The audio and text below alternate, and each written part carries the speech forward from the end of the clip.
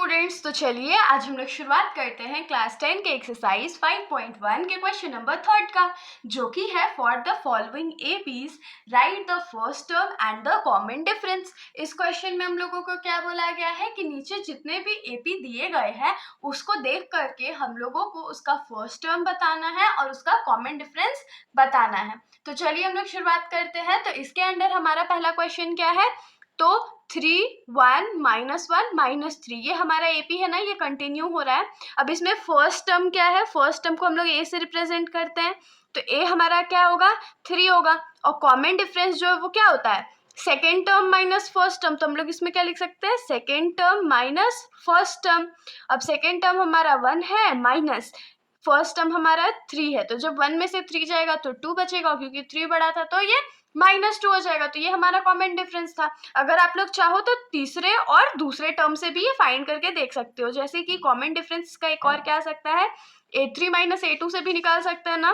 तो a3 क्या है, -1 है, माइनस a2 क्या है 1 है, तो माइनस माइनस प्लस, लेकिन साइन माइनस का 1 + 1 2 हो गया। तो देखिए दोनों कॉमन डिफरेंस है ना, मतलब कि ये एपी तो था, तो हम लोगों का काम सिर्फ इतना फाइंड करने से भी चल जाएगा।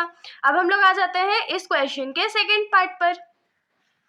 तो इस क्वेश्चन के में सेकंड एपी जो हमारा है वो है -5, -1, -3, 7, और ये कंटिन्यू होने वाला है। तो इसमें फर्स्ट टर्म हमारा क्या है, तो ऑफ कोर्स -5 है, ये तो हम लोगों को दिख रहा है। और कॉमन डिफरेंस कैसे निकालेंगे, तो a2 -a1 कर देंगे। तो a2 का वैल्यू क्या है हमारा -1 है ना, माइनस a1 का वैल्यू क्या है -5। देखिए यहाँ पर 2 बार माइनस था ना, इसीलिए माइनस मैंने ब्रैकेट में दे दिया, क्योंकि 5 के पास ऑलरेडी माइनस था और एक फॉर्मूला में तो हम लोग के पास माइनस होता ही है। तो ये हो जाएगा -1 माइनस माइनस प्लस 5। अब 5 में से 1 जाएगा तो 4 बचेगा, तो ये हमारा कॉमन डिफरेंस हो गया। तो ये हमारा डी का वैल्यू हो गया। अब हम लोग आ जाते हैं इस क्वेश्चन के थर्ड पार्ट पर। तो इस क्वेश्चन के थर्ड पार्ट का जो एपी है वो है हमारा 1/3, 5/3, 9/3, 13/3, और ये कंटिन्यू हो रहा है। तो यहाँ पर जो हमारा फर्स्ट टर्म है वो क्या है, तो a का वैल्यू हमारा 1/3 है, और कॉमन डिफरेंस क्या हो जाएगा, तो a2 -a1 हो जाएगा। तो a2 का वैल्यू हमारा क्या है 5/3 माइनस a1 का वैल्यू क्या है, तो 1/3। तो इसको कैसे सॉल्व करेंगे, देखिए यहाँ पे डिनोमिनेटर सेम है ना, तो सेम डिनोमिनेटर ले लेते हैं, और ऊपर वाला भी तो फिर सेम होगा। तो ये 5 - 1 हो जाएगा, तो 5 में से 1 जाएगा तो बचेगा 4, और नीचे 3 था हमारे पास, ये हमारा कॉमन डिफरेंस हो गया। अब हम लोग आ जाते हैं फोर्थ टर्म पर या फोर्थ क्वेश्चन पर। तो फोर्थ क्वेश्चन का जो हमारा एपी है वो है 0.6, 1.7, 2.8, 3.9, और ये ऐसे ही कंटिन्यू हो जाएगा।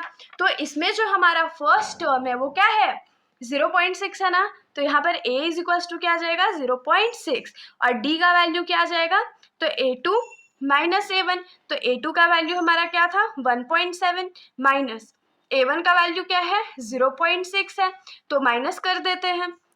तो 1.7 माइनस 0.6, 7 में से 6 गया तो 1, 1 में से 0 गया तो 1, तो यहाँ कितना बचेगा d = 1.1। ये हमारा आंसर हो गया। इसके साथ हमारा ये जो सॉल्यूशन है यहीं पर खत्म हो जाता है। अगर आप लोगों को कोई भी डाउट हो तो आप लोग बेशक कमेंट सेक्शन में पूछ सकते हो, वरना अगर आप लोगों को वीडियो अच्छी लगी तो वीडियो को लाइक कर दीजिएगा, और मेरे चैनल को बिना सब्सक्राइब किए कहीं मत जाइएगा। Thank you.